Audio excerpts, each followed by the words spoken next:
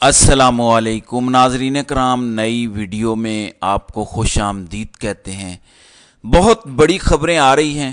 Company बज़ाहिर अपने मुखालफों पर अटैक कर रही है, लेकिन पीटीआई की मंजी ठोकी जा रही है। खैबर पख्तूनख्वा में कुछ नई मालूमात सामने आई हैं जो हैरान कुन है, बल्कि मैं तो अब तक ये सोच रहा हूँ कि ये चल क्या रहा है, क्या मार्शल लॉ लग गया है। मैं आज कुछ सख्त बातें करूंगा, शायद खैबर पख्तूनख्वा हुकूमत को ये बातें अच्छी नहीं लगेंगी, लेकिन ये कहने का वक्त आ गया है। हम सिविलियन बालादस्ती के लिए खड़े हुए हैं, हम रूल ऑफ लॉ के लिए खड़े हुए हैं। किसी भी और तरह से किसी भी किस्म की तब्दीली के हक में हम नहीं हैं। मैं तो इस हक में भी नहीं हूं कि इस्टेब्लिशमेंट आज कह दे कि ठीक है, शहबाज शरीफ से अब हमारा दिल भर गया है, हम उसे हटा देते हैं, हम इलेक्शन करवा देते हैं, हम बनवा देते हैं आपको। मैं इस हक में भी नहीं हूं। आप पीछे हटेंगे, शहबाज हुकूमत अवामी रेले से गिरेगी या अदम एतमाद से गिरेगी, जो आपके बगैर होगा तब बात बनेगी। मैं आपको एक एग्जाम्पल दे रहा हूं कि हम किस के लिए जिदोजहद कर रहे हैं। एक ऐसे पाकिस्तान के लिए जहां जमहूरियत असल वाली हो और रूल ऑफ लॉ असल वाला हो। बहरहाल पहले अच्छी खबर से आगाज करते हैं। आज सुबह जब कंपनी के टाउट हसन अयूब ने एक ट्वीट किया कि नंबर गेम पूरी हो गई है, रोक सको तो रोक लो, मतलब हम आईनी तरमीम करने जा रहे हैं। अब ये कंपनी का टाउट है, ये हर वो बात करता है जो कंपनी इसको बताती है, जो इसको पैगाम आता है, जो इसको मैसेज आता है। लोग मायूस हो गए कि नंबर्स पूरे हो गए, अब तो तरमीम होने जा रही है। फिर उसके बाद एक मुलाकात होती है फजलुर रहमान से पीटीआई के वफद की, जिसमें सलमान अकरम राजा, हामिद खान, जिनके अब तक के किरदार से मैं सख्त मायूस हूं, लेकिन वो भी उस मुलाकात में थे। बैरिस्टर गौहर इस मुलाकात में थे, इस मुलाकात में रऊफ हसन थे। सबसे अहम बंदा अगर मैं किसी को समझता हूं इस मुलाकात में, तो वो सलमान अकरम राजा को समझता हूं। फजलुर रहमान से मुलाकात हुई और उसके बाद जो खबर आई वहां से, पीटीआई के लोग भी बड़े खुश खुश वापस आए हैं, वो यही है कि फजलुर रहमान डट के खड़े हैं। और कल जो खबरें चलवाई गई, और मैंने आपको बताया था कि गूगली करा गए हैं फजलुर रहमान। हुकूमत कह रही है हमारी मान गए हैं, लेकिन फजलुर रहमान ने गूगली करा दी है कि आईनी तरमीम भी हो जाए, लेकिन जो हुकूमत चाहती है वो भी ना हो। अब आपको बताता हूं कि असल चीज क्या सामने आ रही है, और उसके लिए आपको एक तजवीज पर गौर करना होगा। कामरान मुर्तजा कहते हैं कि सुप्रीम कोर्ट में आईनी बेंच की तजवीज हो सकता है कि जेयूआई की हो। अब आईनी बेंच और आईनी अदालत का फर्क जरा समझ लें तो आपको सारा खेल समझ आ जाएगा। अगर एक आईनी अदालत बनती है तो ये एक नई अदालत होगी, ये सुप्रीम कोर्ट से तगड़ी अदालत होगी, सुप्रीम कोर्ट से ऊपर अदालत होगी। इसका जज सुप्रीम कोर्ट के चीफ से ऊपर होगा, इसके फैसले सुप्रीम कोर्ट पे भी बाइंडिंग होंगे, और सुप्रीम कोर्ट के फैसले इस अदालत पे बाइंडिंग नहीं होंगे। तो एक तो 5 जजेस को लेके एक आईनी अदालत बनाने की कोशिश है। फजलुर रहमान की जानिब से ये तजवीज़ आ सकती है, और हो सकता है पीटीआई की तरफ से भी ये तजवीज़ आए कि 200 टोटल आईनी केसेस हैं, एक 5 जजों का, जो अभी सीनियर मोस्ट जज हैं, बेंच बना दें। एक ऐसा बेंच हो जो सिर्फ आईनी केसेस सुने, और बाकी केसेस का बोझ कम करने के लिए 5 से 7 मजीद जजेस सुप्रीम कोर्ट में डाल लिए जाएं। सो आम केसेस और अपीलें, फौजदारी मुकदमात, वो सुप्रीम कोर्ट के नॉर्मल जजेस सुने, और यहां पे जो सीनियर मोस्ट 5 जज होंगे उनका बेंच बना दिया जाए। जैसे जैसे यहां से लोग रिटायर होंगे, सुप्रीम कोर्ट का अगला सीनियर मोस्ट जज सुप्रीम कोर्ट से एलिवेट होगा इस बेंच में। नई अदालत भी नहीं बनानी पड़ेगी, सुप्रीम कोर्ट वही होगी, वही बिल्डिंग होगी, वही कमरे होंगे, वही सारा कुछ होगा, लेकिन एक पक्का बेंच बन जाएगा आईनी मुकदमात सुनने के लिए। यह तहरीक इंसाफ की भी तजवीज़ हो सकती है, और कामरान मुर्तजा भी इसी हवाले से इशारा दे रहे हैं जो जेयूआई फेक के हैं। तो फजलुर रहमान ने जो गूगली कराई थी हुकूमत को, अब तक वो समझ नहीं आ रही थी कि क्या किया जाए। इस पर बिलावल भुट्टो ने आके कुछ बड़कें भी मारी कि हम चाहते हैं कि कंसेंसस हो, वरना फिर अगर लोगों का ज़मीर जगा के वोट लेना पड़ा तो हम ले लेंगे। और ज़मीर जगाने से मुराद 30 करोड़ 50 करोड़ की ऑफर्स हैं।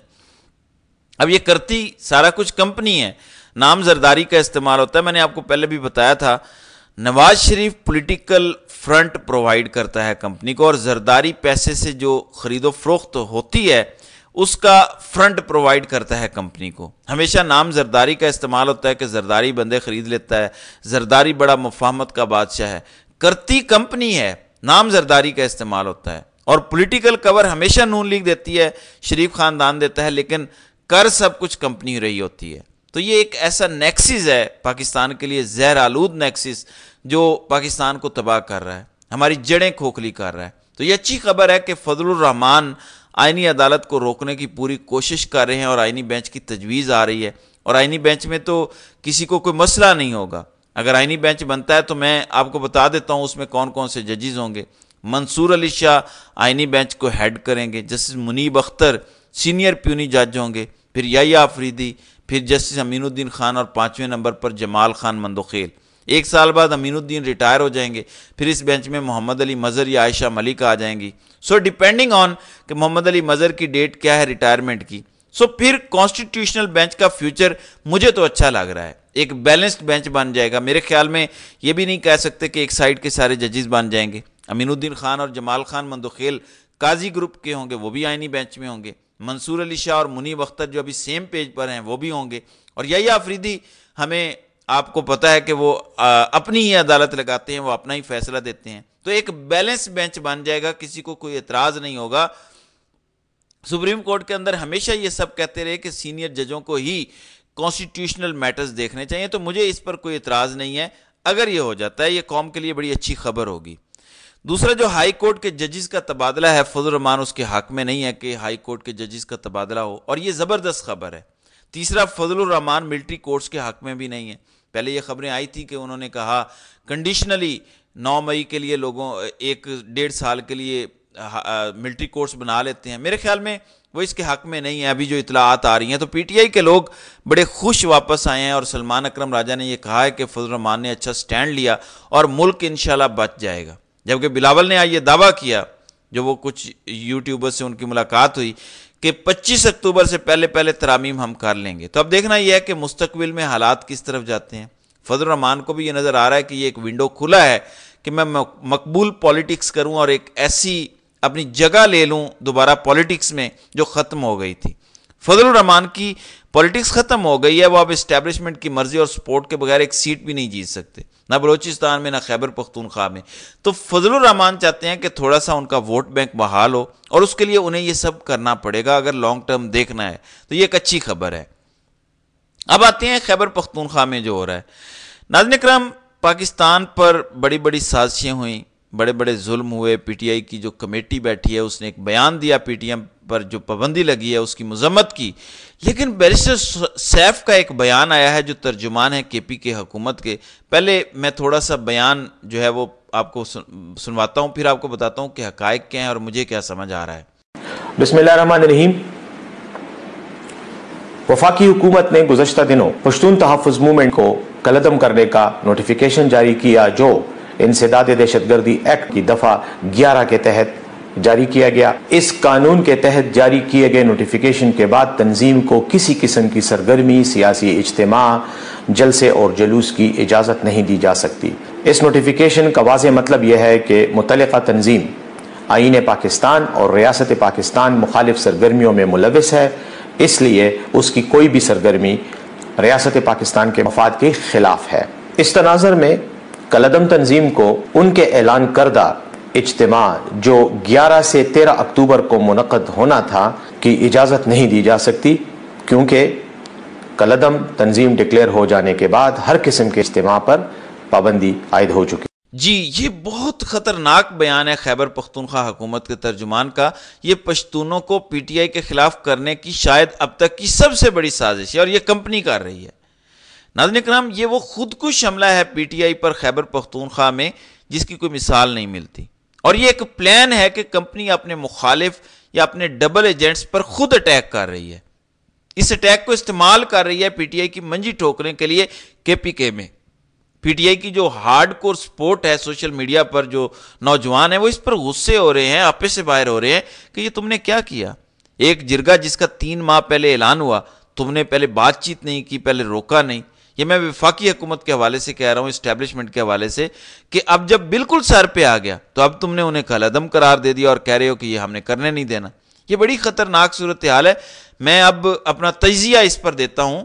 جب اس جرگے کا اعلان ہوا تھا، میرا نہیں خیال کہ کمپنی کو یہ لگتا تھا کہ یہ جرگہ مقبولیت کی طرف جانا شروع ہو جائے گا, یہاں پہ لوگ آنا شروع ہو جائیں گے, وہ لوگ بھی جو پی ٹی آئی کو سپورٹ کرتے ہیں وہ بھی پشتونوں کے تحفظ کے لیے اس میں چلے جائیں گے.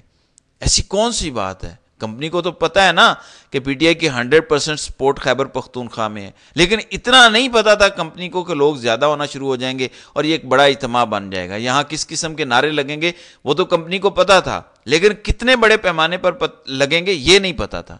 یہ میرا تجزیہ ہے, کوئی خبر نہیں ہے. کہیں کمپنی اس اجتماع سے اتنی پریشان تو نہیں ہوئی, اتنی زیادہ تو نہیں گھبرا گئی کہ ایک طرف پی ٹی آئی اسلام آباد پہنچی, ایک طرف اس اجتماع کا دن آ رہا ہے 11 تاریخ کو, ایس سی او کانفرنس ہونی ہے, کہ یہ کمپنی اتنے زیادہ دباؤ میں تو نہیں آ گئی کہ انہوں نے کہہ دیا. یہ صرف تجزیہ ہے, کوئی خبر نہیں. خیبر پختونخوا یا اس کے نمائندوں کو کہہ دیا کہ اگر پشتون تحفظ موومنٹ کو روکنے میں, ختم کرنے میں, بلاک کرنے میں ہماری مدد کرو گے تو تمہارے لیے سارے رستے کھل جائیں گے. یعنی پی ٹی آئی کے لیے آگے آسانی ہو جائیں گی. چلیں ہم آئینی ترمیم بھی لیٹ کر دیتے ہیں, یہ بھی کر دیتے ہیں, وہ کر دیتے ہیں, ان کو روکنے میں ہماری مدد کرو. کیا کچھ ایسی گیم تو نہیں ہوئی؟ صرف تجزیہ ہے, خبر نہیں ہے. کیونکہ خیبر پختونخوا حکومت کا ترجمان کہہ رہا ہے کہ وفاقی حکومت نے جو پابندی لگائی ہے وہ بالکل ٹھیک ہے. اب جو پی ٹی آئی کے آفیشیل اکاؤنٹ سے پوسٹ ہوا ہے اس میں تو اس کو انسانی بنیادی حقوق کے خلاف قرار دیا گیا ہے. پی ٹی آئی نے اس پابندی کی شدید مذمت کی ہے. تو یہ اس وقت انتہائی گھنانا کھیل جاری ہے. تو دیکھتے ہیں کہ آگے ہوتا ہے کیا. تو ناظرین کرام, آپ کی اس ویڈیو کے حوالے سے کیا رائے ہے؟ آپ اپنی رائے کا اظہار کامنٹ سیکشن میں ضرور کیجیے گا.